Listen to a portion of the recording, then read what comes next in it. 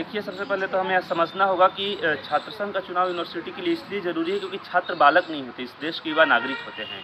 और जब वो युवा नागरिक हैं तो फिर नागरिकों को ज़रूरी है कि वह अपने देश के व्यवस्थाओं से और व्यवस्थाओं के क्रियान्वयन की जो प्रक्रिया बनाई गई है हमारे पूर्वजों द्वारा, पुरखों द्वारा संविधान सभाओं में बैठकर, उनको जाने, समझें और इस व्यवस्था के नज़दीक आएँ।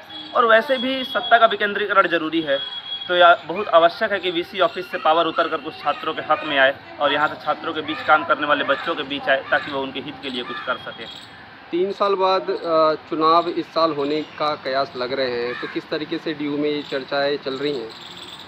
देखिए, यह एक सकारात्मक पहलू है कि कोरोना के बाद दिल्ली विश्वविद्यालय प्रशासन फिर से इस तरह से सोच रहा है कि वह छात्र संघ कराएगा और चर्चाएं भी सकारात्मक हैं, चीज़ें भी समझ में आ रही हैं कि होंगी। बस इसको जल्दी से जल्दी ज़मीनी स्तर पर उतारा जाए क्योंकि विलंबता न छात्रों के हितों के लिए ठीक है और न ही सत्ता का केंद्रीकरण अच्छी बात है जो कि वीसी ऑफिस में हो रहा है। तो इस तरह की चीज़ें नहीं होनी चाहिए और छात्र संघ चुनाव जितनी जल्दी हो जाए उतनी अच्छी बात है। छात्र संघ चुनाव न होने का एक व्यापक विषय रहा है और बहुत सारी दिक्कतों का सामना करना पड़ा है पूरे विद्यार्थी वर्ग को, जैसे ओबीई की समस्या हो, उसके विश्वविद्यालय के फिर से परिसंचालन की भूमिका हो, विश्वविद्यालय को फिर से खोलने की जो एक पहल हो, उसके लिए एक प्रभावी संगठनात्मक रूप से जो छात्र शक्ति काम करती है, कि स्टूडेंट विंग काम करती है, वो नहीं दिखा। लेकिन विद्यार्थी परिषद आदि संगठनों ने बहुत पुरजोर विरोध के आंदोलन के बावजूद पूरे सक्रिय भूमिका निभा करके विश्वविद्यालय को खोलने का प्रयास किया।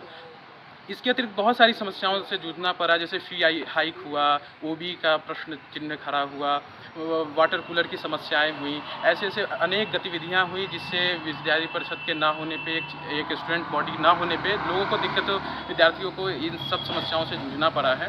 और एक विद्यार्थी का एक व्यापक मुद्दा है, जो छात्र शक्ति एक चुनाव के माध्यम से आती है तो एक शीर्ष नेतृत्व के तौर पे वो काम करती है विद्यार्थियों के माध्यम से।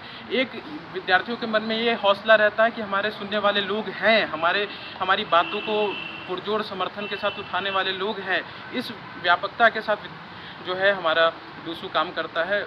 वर्तमान में इलेक्शन होने की संभावनाएं देखी जा रही है और होंगी भी, और विद्यार्थियों के ऑर्गेनाइजेशन बॉडी का एक व्यापक इतिहास भी रहा है। मैं बिहार से आता हूं और बिहार में नीतीश कुमार, लालू यादव जैसे लोग जो छात्र नेता बन करके आज 30 साल तक बिहार में शासन व्यवस्था लागू किए हुए हैं और शासन किए हैं, किंतु आज क्या हो रहा है कि जो विद्यार्थी वर्ग है, आज कितने छात्र नेता है बिहार में या विश्व में ही, भारत में ही हम बात करें, कितने लोग निकल के आ रहे हैं। लोगों को दबाया जा रहा है, सिर्फ अपनी राजनीतिक जूती को पॉलिश करके बार बार चमकाने का प्रयत्न किया जा रहा है और विद्यार्थियों के हित में छात्र नेताओं को परस्पर आगे बढ़ाने की कोशिश नहीं की जा रही है। सिर्फ अपनी राजनीति सेकने की, अपनी पार्टी विशेष को बढ़ाने की, अपने कुल परिवार को बढ़ाने की ये प्रयास की जा रही है।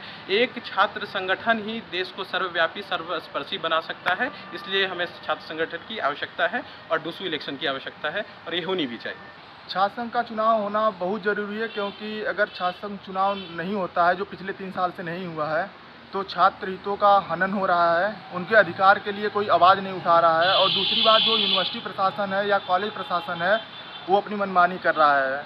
और हम ये देख रहे हैं कि कॉलेजेस में करप्शन अपने चरम पे है। लड़कों से का मास फेल्योर हो रहा है, उनके रिवैल्यूएशन के नाम पे उनकी कॉपियाँ, उनसे पैसे ऐंठे जा रहे हैं। और जो बेसिक नीड है, जो बेसिक उनको मूलभूत समस्याएं मिलना चाहिए छात्रों को, उसको उठाने के लिए कोई छात्र नहीं है वो, और आम छात्रों की कोई बात नहीं सुनी जाती। इसलिए छात्र प्रतिनिधि का होना कॉलेज में या यूनिवर्सिटी में बहुत ज़रूरी है, इसलिए छात्र संघ का चुनाव होना आवश्यक है।